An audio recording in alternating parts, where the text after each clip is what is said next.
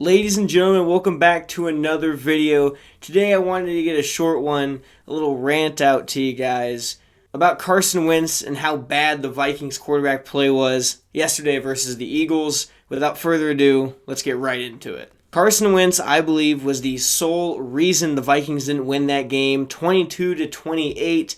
The Vikings secondary struggled versus Devontae Smith and A.J. Brown, but you lost a game by 6 in which your quarterback threw a pick 6. I mean, already that equals out to more points than you lost by.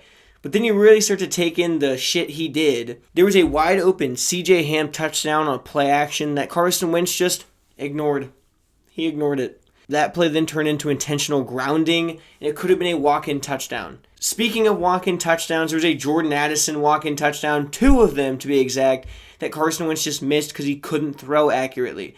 There was a kind of bubble out route almost that he just completely fucking whiffed on. He didn't even hit Jordan Addison. He didn't even give him a fucking chance. Then there was a nice catch Addison had along the sideline. He had to dive for it and he caught it. But that was a fucking walk-in touchdown. There's no one behind him. All you have to do is put that ball in his chest where he can come down with it and run, and he didn't. He made it a hard catch for Addison for no reason.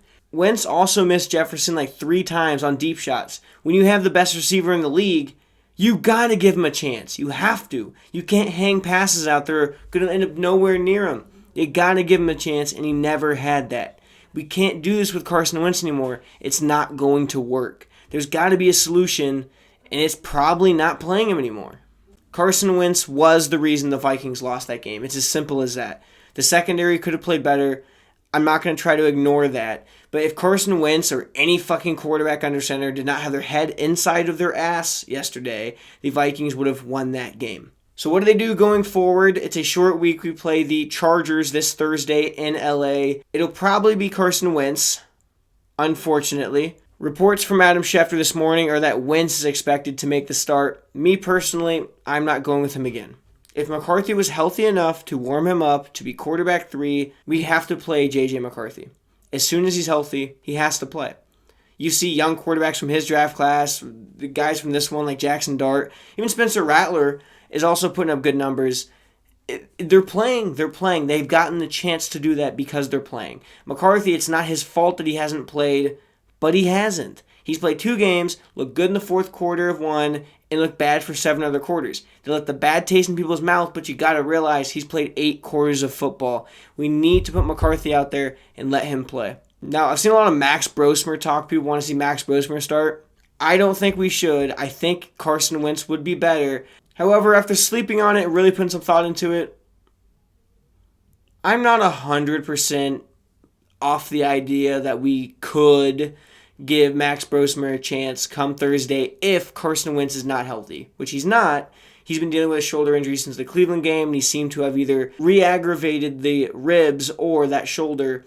So if he really can't go, and you deem McCarthy unable to go, then I suppose we roll Max Brosmer. Though if J.J. McCarthy is ready, start J.J. McCarthy. Kevin O'Connell needs to not stray from the run game as well. This is one of the bigger problems I have with O'Connell's play calling. He's done it the entire time he's coached the Vikings since 2022. The Vikings are also second in turnovers since 2022. That's a massive problem. They must protect the ball and run the ball. When you throw the ball a lot, that welcomes interceptions. We've had running backs who've liked to fumble as well. Jordan Mason's had a few where he's coughed it up this season, but we got to stop straying away from the run game. But all in all, fixing the offense, it begins with the quarterback position, and the terrible fucking performance that Carson Wentz put up yesterday versus the Eagles is not going to cut it. This Thursday, whether it's Brosmer, whether it's McCarthy, or another week of Carson Wentz, got to stay hopeful and got to believe in this team.